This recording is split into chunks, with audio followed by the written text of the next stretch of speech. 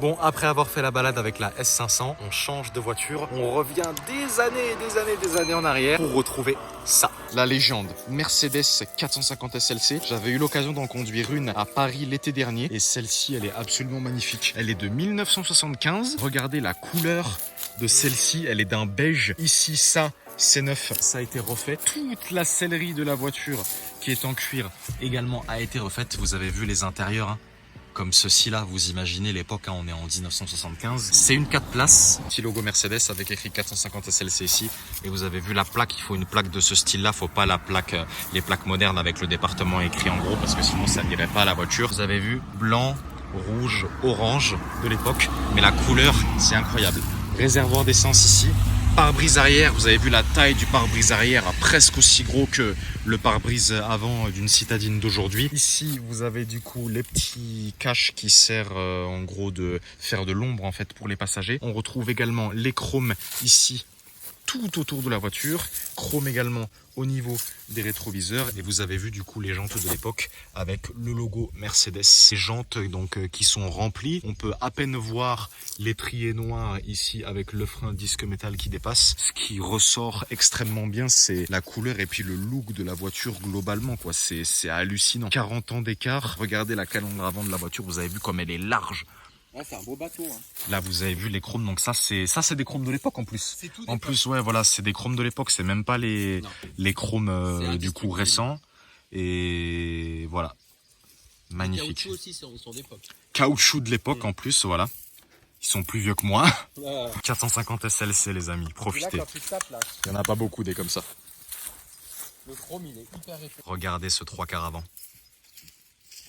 Capot moteur ouvert, à quoi ça ressemble? Donc tout a été refait, système électrique, batterie, qu'est-ce que tu as refait d'autre dessus? Ouais, l'allumage, Ouais. ventilation, Ventilation. toutes les durites, toutes les courroies. Là, tu navigues le système électrique.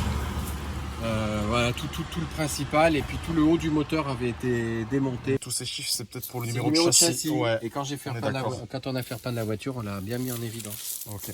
Vas-y, mon loulou. Et voilà l'intérieur de la 450 SLC. Donc là, vous avez ici l'énorme volant. Je vais monter dedans pour vous faire la description. Ce sera plus simple. Ah, le siège, on a l'impression de s'enfoncer dedans. Non, Ah ouais. et pourtant, je l'ai fait remolletonner. Hein. Voilà, là c'est peut-être mieux. Voilà. Donc voilà l'intérieur de la 450 SLC. Donc vous avez les compteurs ici.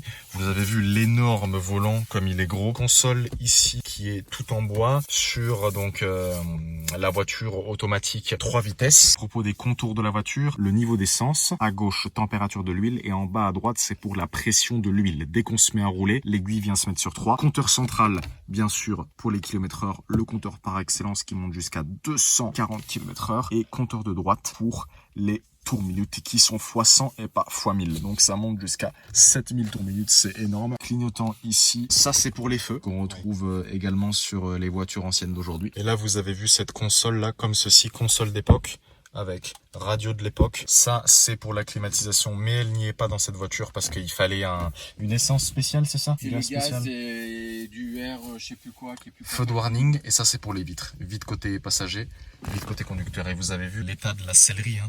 Encore une fois, c'est une 4 places, mais toute la sellerie a été refaite sur cette voiture. Il y a eu énormément de choses qui ont été refaites. Voilà. Une petite boîte à gants également. Pour ouvrir, vous faites coulisser comme ceci, soit comme ça, soit comme ça. Hop. Et ça ici, ce que vous voyez avec les lettres, c'est du coup les régulateurs de vitesse de l'époque. Étant donné qu'on est en 1975 et qu'en plus Mercedes est une marque allemande, c'est en allemand. Donc vous voyez Verzog, Bechel, et là ici Spicher, enfin je sais pas trop comment ça marche. Là vous avez du coup clignotant gauche, batterie, les feux, clignotant droit également.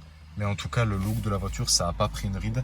Donc voilà de l'époque avec ici, vous voyez comme c'est neuf, c'est tout propre. Thierry l'a extrêmement bien entretenu, bien évidemment. Oui. Et voilà, je pense qu'on a bien 300 litres là-dedans facilement. Oh, et pour fermer, on claque bien.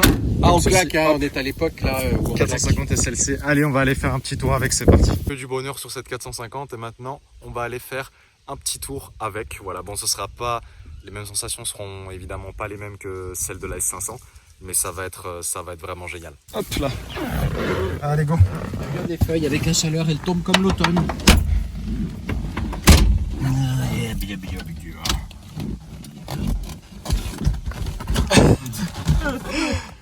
C'est pas pareil que sur la S500 pour avancer les sièges. Non, mais alors là, non. C'est quand même hyper confortable pour l'époque quand même. Tu vas voir les ralentisseurs qu'on va s'enfiler, tu vas te dire mais attends. 40 ans d'écart entre la 450 SLC et la S500 qu'on a essayé tout à l'heure. Ouais. 40 ans. Aucune vibration, la main sur le levier de vitesse, aucune vibration. Le volant, pareil. La voiture braque très bien apparemment. Ah ouais. Puis alors, mais elle tient super bien la route, c'est impressionnant. Regarde mon loulou, on va se faire un ralentisseur. Regarde, je vais ralentir à peine. Ah ouais. C'est vraiment tranquille. Hein. Ah ouais, c'est un truc de dingue. On dirait qu'on y a mis des suspensions confort. Mais c'est ça.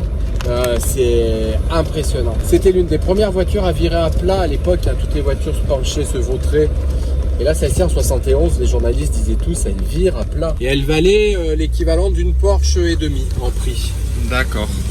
C'était le top du top de chez Mercedes. Il y en a eu peut-être une 15 000 à peu près produites.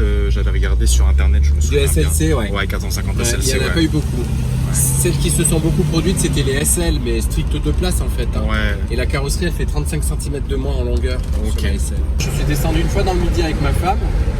Bah, franchement, c'est confort. Hein. Bon, après, ma femme, elle m'a dit, je l'ai fait une fois, je ne le ferai pas deux. Ah oui, on n'a pas la clim. Je le ferai pas deux. C'est le gaz qu'on n'a pas pour la clim, donc forcément, le gaz, il est interdit. Le gaz, on sent encore, moi, à travers la vidéo, on se rend pas compte, mais on sent encore l'odeur, ouais, elle échappe. Bah justement, ma femme, ça lui prend la tête au bout d'un moment. Elle me dit, oh putain, ça m'enivre. Mais moi, j'adore. Et c'est du samplon 98. Hein. Et là, sur ces petites routes, 35 litres. Hein. Ouais, 35 litres au 100 de consommation. Bah, elle a été conçue, le premier coupé SLC qui est sorti des chaînes et SL, c'était en 1971. Après, à l'époque, on n'était pas du tout dans l'optique de l'écologie et de l'antipollution d'aujourd'hui. Hein. Et puis, elle était en 1975, hein, vous imaginez. Avant le choc pétrolier, elle a été conçue. Pas d'ABS, pas d'anti-patinage, pas d'airbag. Et là, on va se prendre une petite... alors, on va se mettre en mode sport. Donc, mode sport... Il y avait même un mode sport à l'époque. Okay. Mode sport, il te passe la seconde, mais jamais la troisième. D'accord. On va essayer de faire une petite accélération, voir ce que ça donne.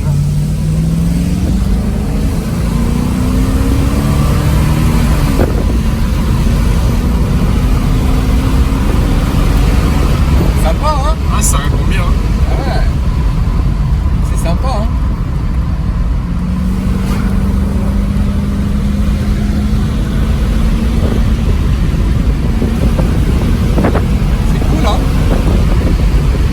Ça pousse bien, hein. V8, hein. V8 de l'époque, mais V8. Puis bon, 225 chevaux pour une tonne 650. À l'époque, c'était énorme une tonne 650. Ouais, mais maintenant, c'est... aujourd'hui, on a des voitures de 2 tonnes et demie, donc bon... Ouais.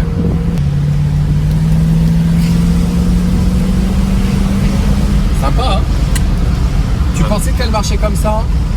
Moi non, bah en fait moi quand j'avais conduit la 450 SLC du coup à Paris, j'avais pas eu l'occasion de la pousser parce qu'à Paris, avec les feux, etc., circulation, il y a déjà à Paris il y a de la police partout, donc tu peux pas pousser les voitures. Là on est sur route ouverte, donc c'est plus simple.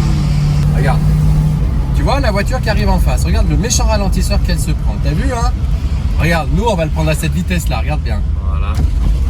On était à 40 km/h, ça se prend. Normalement, allez. Ils se prennent à 20, hein. Allez, à 40, allez, boum, boum. Voilà, bam. T'as vu ton fessier? Ouais. Il est pas secoué, hein. Allez, on s'en fait un petit dernier. Regarde. Il y a beaucoup de ralentisseurs. Et ceux-là, ils sont, t'as vu, ils sont gros dans ces ralentisseurs. Putain.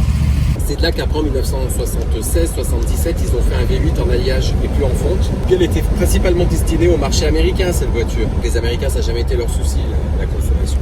Et toi, pourquoi tu as opté sur la 450 SLC alors? Qu'est-ce qui t'a attiré sur celle-ci? Parce que depuis tout le môme, tu sais, quand je regardais Dallas, là, Bobby Ewing, quand il sortait de sa SL rouge, je l'adorais cette voiture. Mais après, je pars du principe que les décapotables, c'est trop dangereux quand on part en tonneau. C'est pas le but hein, de partir en tonneau, mais le jour où on part en tonneau, on est bien content d'avoir de la tonneau au-dessus de la tête. Mais après, les décapotables, elles ont du poids en plus. Par exemple, une Ferrari 458 Spider, elle est plus lourde qu'une Ferrari 458 Italia coupé. Ah mais oui, parce qu'il y a des renforts de caisse. Les soucis, c'est quand tu pars en tonneau. Si tu pars en tonneau, regarde moi, tu vois, ma région, ce ne sont que des champs.